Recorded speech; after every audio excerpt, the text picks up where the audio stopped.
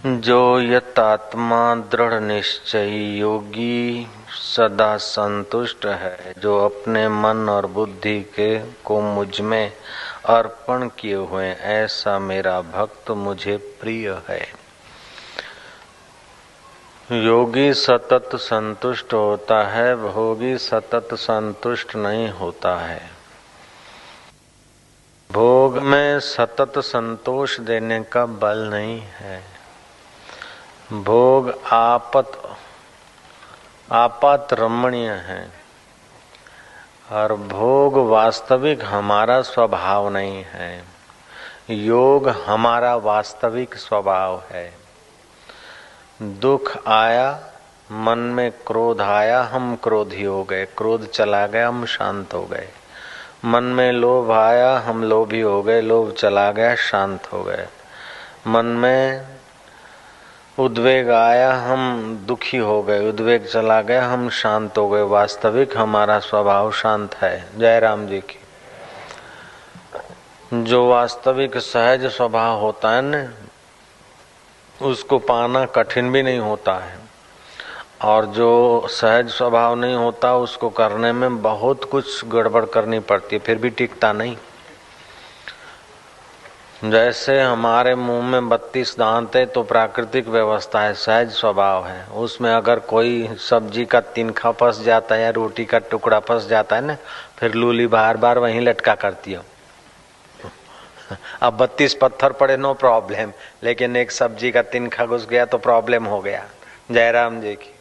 जयराम जी तो बोलो, कंजूसी नहीं। हाँ, तो ऐसे ही सुख चाहे कितना भी पड़ा रहे, आप कभी परेशान नहीं होते।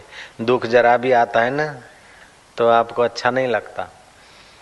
32 दांत मुंह में है, एक दांत आपका तो भगवान करे ना गिरे, किसी का भी गिर गया हो, जयराम जी की, एक दांत गिर जाता है तो बार बार लूली वहीं जाती है, जीभ वहीं जाती है, मन वहीं का फरियाद करता है। नहीं है, अब 8 दिन हो गए फिर भी बार बार उधर ही मन जाएगा। मेरा दांत गिरा नहीं 8 दिन पहले, लेकिन एक बात बताता हूँ, तो मन अभाव के तरफ जाता है। मन का स्वभाव है अभाव के तरफ जाना। जो वर्तमान में है उधर का आदर नहीं, जो हाजिर है उसका आदर नहीं, जो गैर हाजिर है उसकी फरियाद। अब 32 दांत थे तो कोई परवाह नहीं, एक चला गया तो 31 की कोई गिनती नहीं हो। जो एक नहीं है उधर ही बार बार जीभ जाती है। तो जो नहीं है उसके तरफ जाती, और जो है उसके तरफ अपनी वृत्ति जल्दी से जाती नहीं। इसी का नाम माया है। तो अपना परब्रह्म परमात्मा आद सत्य जुगात सत्य है भी सत्य, नानक हो से भी सत्य। जो पहले था अब भी है, युगों से था अब भी है, बाद में रहेगा। ऐसे आत्मदेव के तरफ वृत्ति नहीं जाती। लेकिन जो भोग पहले नहीं थे, बाद में नहीं रहेंगे, और अभी नहीं के तरफ चले जा रहे हैं। देखत नैन चलो जग जाई, का मांगू कछु स्थिर न रहाई। हम लोग उस सतत रहने वाले तत्व को नहीं जानते, इसीलिए न जाने कितने युग बीत गए, कितने जन्म बीत गए। चाहते तो सदा सुखी रहना, लेकिन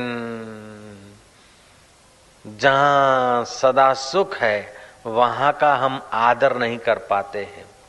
3 प्रकार का ज्ञान होता है। एक होता है इंद्रियगत ज्ञान। आंख देखती है, आंख देखती आकाश कढ़ावे जैसा, लेकिन कढ़ावे जैसा नहीं है, आंख की बनावट ऐसी, इसीलिए कढ़ावे जैसा दिखता है। कान सुनते हैं शब्द, लेकिन इसमें बुद्धि लगानी पड़ती। तो इंद्रियगत ज्ञान, इंद्रियगत ज्ञान। फिर दूसरा होता है बुद्धिगत ज्ञान, और तीसरा होता है वास्तविक ज्ञान। तो इंद्रियगत ज्ञान और बुद्धिगत ज्ञान के बीच में होता है मनोगत ज्ञान। तो आम आदमी मन के साथ ही जुड़े रहते हैं, और अपन लोग सब मन में ही जीते हैं। तो मन का अगर इंद्रियों के तरफ झुकाव है तो जगत सच्चा लगेगा, और घड़ी घड़ी में आकर्षण और विकार हमको नचाते रहेंगे। इंद्रियगत ज्ञान का आदर करने से आदमी अल्पमति हो जाता है और बुद्धिगत ज्ञान का आदर करने से आदमी तेजस्वी मति होता है। जो तेजस्वी मति होते होते ऊंचाई पर पहुंचता है तो वो परम तेज पुंज स्वरूप अपने शुद्ध बुद्ध अकाल पुरुष के आनंद को पा लेता है। तो इंद्रियगत ज्ञान, बुद्धिगत ज्ञान और वास्तविक ज्ञान। तो वास्तविक ज्ञान जो है वो सत्ता समान रूप से सबके पास ज्यों का त्यों है, लेकिन वास्तविक ज्ञान को पहचानने के लिए बुद्धि को वास्तविक बनना पड़ता है।